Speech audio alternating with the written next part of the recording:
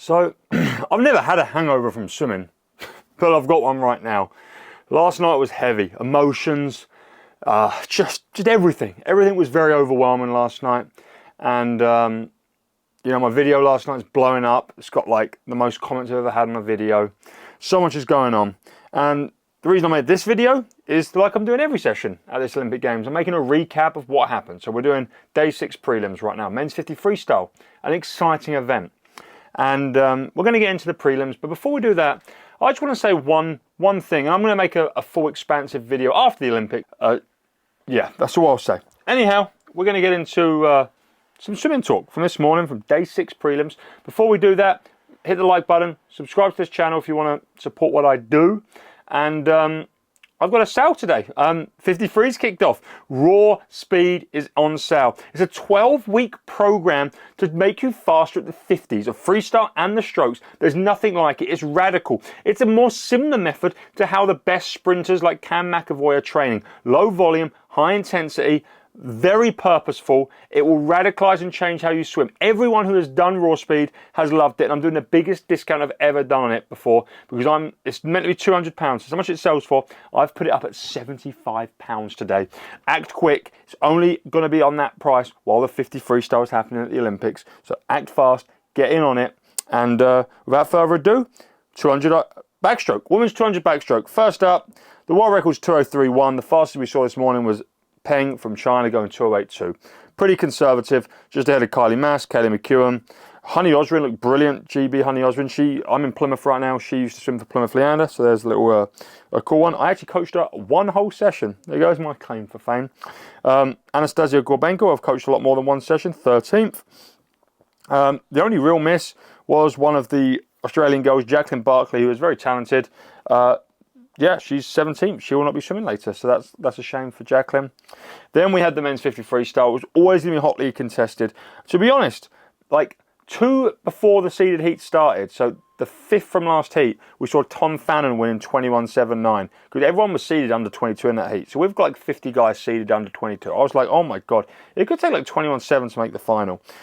In the end, Fannin ended up making it very comfortably. Joint 6th with Leonardo Duplano, and only one person went 21 and didn't make it back, which was Chris Giuliano of the USA. Now, let's just say when the seeded heat started, Florian Manadou dominated his one with 21.54. And then Ben Proud dominated the next one. He took a breath and then went to bent arm 200 pace for the last 10 metres, 21.7, comfortably through. But then Cam McAvoy, the last heat was stacked. Jordan Crooks, Cam McAvoy, and Caeleb Dressel. Cam McAvoy schooled Caeleb Dressel. And look, maybe we're going to see a repeat of Pan where he barely makes the semi-finals, then wins the whole thing in a world record.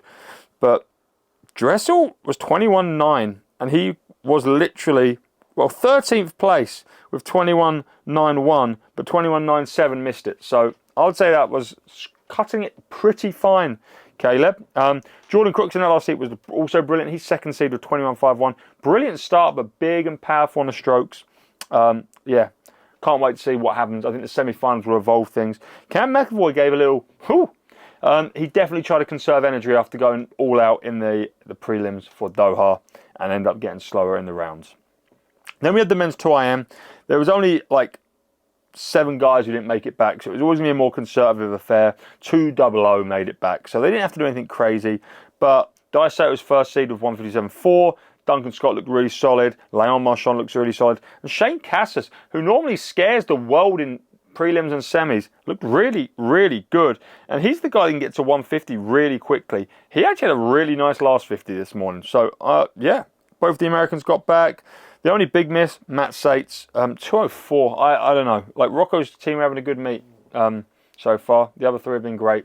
I don't know what's going on with Matt, and I hope he gets whatever is going on sorted out. And then we had the women's 4x2 relay, which Australia is 7 seconds ahead of the field. Of course they are, and they're going to bring in the 2 fastest women in history tonight. Lani Palast, a brilliant 155.7 to lead off.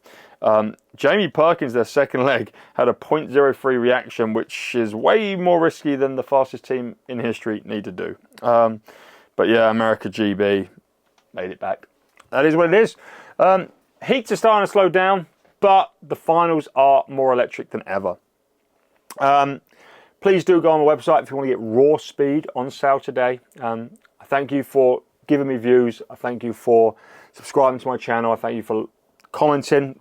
Literally, comment anything you feel about the swimming at the moment, because the comments boost the algorithm. That's why last night's video has gone so well. And at the very foremost, I hope you're enjoying just watching this Olympics as much as I am. We finally got that world record. Let's have a good time, guys. See you tonight.